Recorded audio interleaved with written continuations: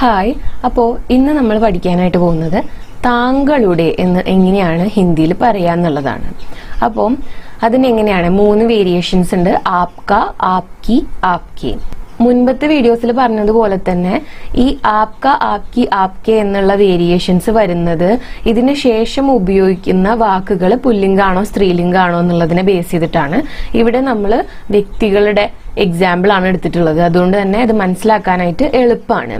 അപ്പോ മകൻ എന്ന് പറഞ്ഞാൽ ബേട്ട, താങ്കളുടെ മകൻ ആപ്ക ബേട്ട, താങ്കളുടെ മകൾ ആപ്കി ബേട്ടി, താങ്കളുടെ മക്കൾ ആപ്കെ ബച്ചെ. അപ്പോ ഇന്നത്തെ ആക്ടിവിറ്റി എന്താന്ന് വെച്ച് കഴിഞ്ഞാല് താങ്കളുടെ അമ്മ എന്ന് എങ്ങനെയായിരിക്കും എഴുതുക എന്നുള്ളതാണ്. അമ്മ എന്നതിന്റെ ഹിന്ദി വേർഡ് മാ എന്നാണ്.